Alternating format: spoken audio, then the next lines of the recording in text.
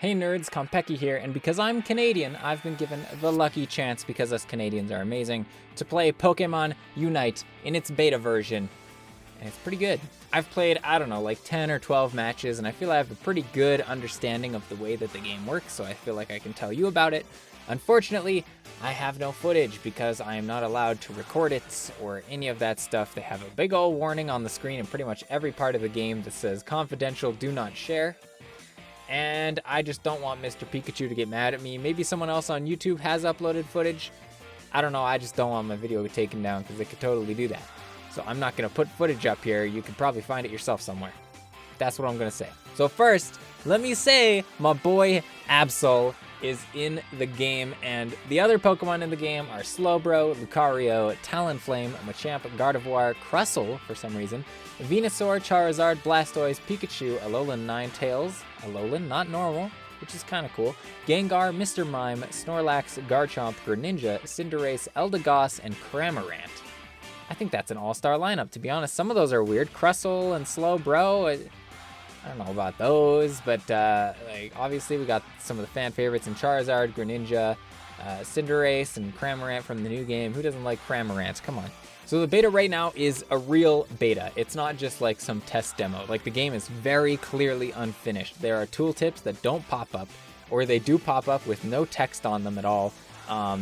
Very clearly it has not been properly translated. There will be things like rank 5 this thing unlocked, when what it really means is once you hit rank 5 you will unlock this. You like so it's beta for sure. It's not finished whatsoever, but it's pretty fun. So in a lot of ways it's like your typical MOBA.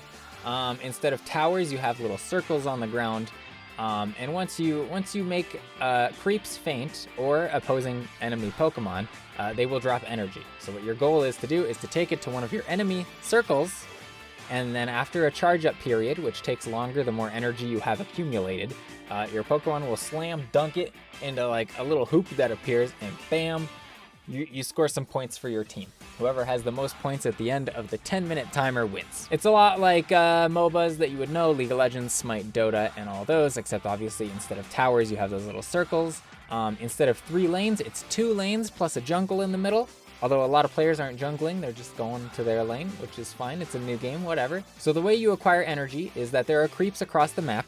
Stronger ones will give more, but like at the beginning, a lot of you'll fight Apoms, which give 2 energy.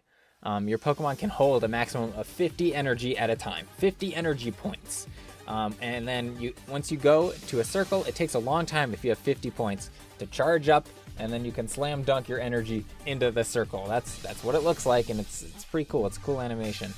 But there are other Pokemon besides Apoms. There's Lillipup, and there's Ludicolo, and there's Tauros, Dreadnought, Rotom. Those are special ones. So Dreadnought and Rotom are like, oh, I don't play League of Legends, so I don't remember at all. Imagine like the Gold Furies in Smite and stuff. I haven't played Smite in a long time either.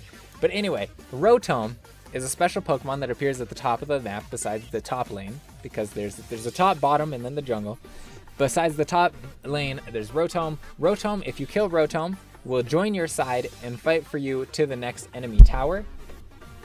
I'm sorry, I hit my mic. He will join your side and fight for you until the next enemy tower. If he reaches the enemy tower, he'll make it vulnerable, which is a state that the game has for the towers or circles. What it means is if a tower is vulnerable, you don't have to charge up to dunk your points in. You just hit the button and you dunk the points in, which is very nice if your team has a bunch of like people with 50 points that they gotta cash in, it's really hard because when you try to cash it in, if you get hit by anything, it completely stops your charge. Unless you have a specific item, because there are held items in this game too. Alright, so let's go to the other side of the map. Dreadnought on the other side of the map, if you kill him, he doesn't join you or anything, but he gives you extra experience and a little shield, which is just basically bonus health for all your Pokemon. Or at least the Pokemon that hit it. You're probably the Pokemon that hit it. Then, in the middle of the map, the game's on a 10-minute timer. At the 2-minute mark, once there are only 2 minutes left, Zapdos will appear in the middle of the map. And if your team can kill Zapdos, this is like the fire giant in Smite. I don't remember what it's called in League of Legends. Someone can say in the comments to help people out. It's the big baddie that you kill and you get a big buff.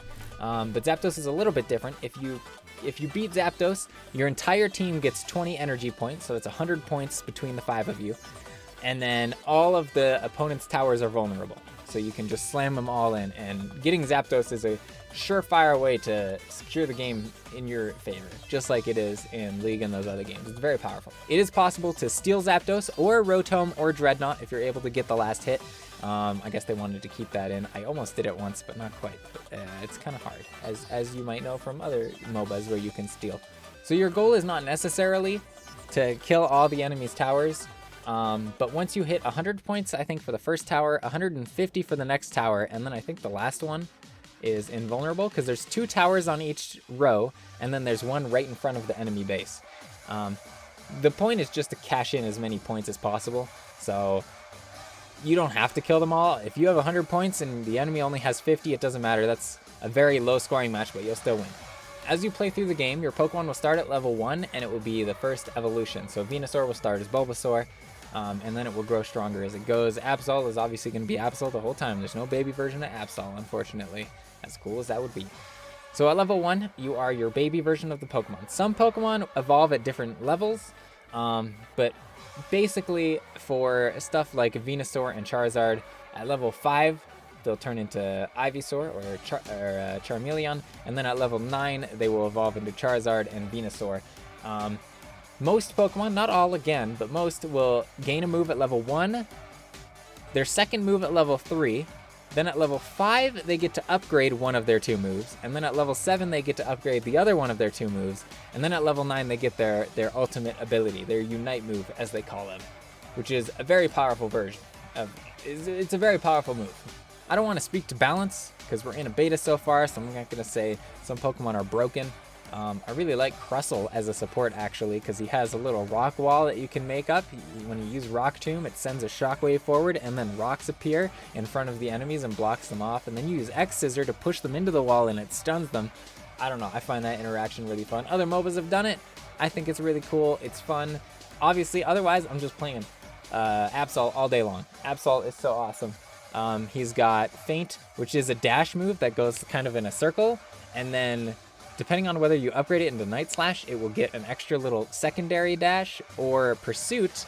After you do it, it turns into a straight dash, and then you can hit them in behind for like a super duper crazy damage. It's really cool. I don't know, all the Pokemon have different moves. Absol's other move is either, it starts out as Slash, which is just a boring hit him, and then you can turn it into either Psycho Cut, which is a ranged, fairly large projectile that slows down the enemy, or makes you faster, one of the two, I don't remember. Or it turns into another move where you just aim it at a Pokemon. After a slight charge up period, Absol will teleport behind them and hit them really hard. That's it for Absol's moves. And then his Unite move, he'll dash to where the enemies are and do some zigzag, and then appear where he was, and then do a big slash at the end, and it does some crazy freaking damage. All the Pokemon have crazy Unite moves like this. And they're really good. Crustle's is kind of boring. He just gets all tanky, and he spawns rocks all around himself, which will do damage, and if an opponent hits you, they do more damage to them, and you become basically unkillable in that state. It's really hard to take down a Crustle who has his Unite move going. Pikachu's Unite move, it just spawns like a giant circle of thunder clouds, and anybody inside of the giant circle will have lightning raining down on them. It's like Zeus's ultimate in Smite. Or at least it used to be. I don't know if Zeus's ultimate is still that way, but I haven't played Smite in forever. So that's basically how the gameplay works. There are other things. They have skins for a lot of the Pokemon. Of course, not very many. It's still in beta. But some of them are really cool. My favorite is Lucario has a skin that references his movie, Lucario and the Mystery of Mew, and he wears the clothing of his trainer in that game. I don't remember his trainer's name, but Riley? Was it Riley? Trainer Riley? Aura Master Riley? Whatever. He gets like the fancy hat, and he gets a cape and stuff. It looks really cool. Charizard, you can give him a toque and a scarf, like it's wintertime. Toque is the Canadian word for beanie, by the way. Garchomp gets like a flower shirt, and I don't know, he looks like a Hawaiian. He's got some shorts on or something. I don't remember. Alolan Ninetales might actually be one of my favorites. She gets a kimono, and like there's little scarves that go towards her tail and stuff. It looks really good. I must say the models, they look good.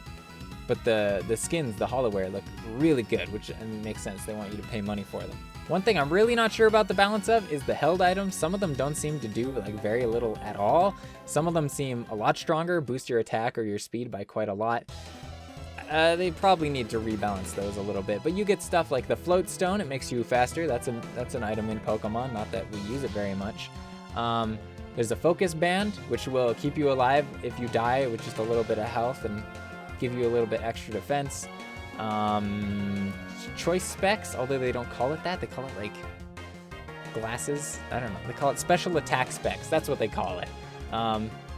Because they're not choice. They don't lock you into any one move. They just boost your special attack after you get a goal. Like after you score some points into one of the enemy circles. I don't remember what they call them. Is it gates? Circles? Towers? I don't know. Whatever. And then you also have, alongside your held item, you have a battle item, which is Blink, or a health potion or something in your game. So you can carry eject button, that lets you blink, or potion, which heals you up a little bit. And then there are some other ones that I don't remember because I haven't unlocked them. But yeah, so all in all, you get 2 moves, your ultimate, and a battle item. So 4 total moves. It's less complicated than a MOBA where you get 3 moves plus your ultimate plus like 2 battle items. In like League of Legends, you know, you can blink and a health potion at the same time, stuff like that. But yeah, anyway, I don't want to make this video too long. If you have any questions, let me know in the description and I will try to get to them as fast as I can. I'll be watching the comments. And thank you very much for watching. That's my video on Pokemon Unite. I've been playing quite a bit of it. It seems pretty fun. It's not like amazing or anything, but the fact that Absol is in it is enough for me to freaking play it. I'm so excited. Now let's put Arcanine in there too. Yeah. There's a good choice of Pokemon here. Like your favorite, or like one of your favorites, is probably in here. So anyway, thanks for watching. My name's Khanpeki, and I hope you have a dandy day.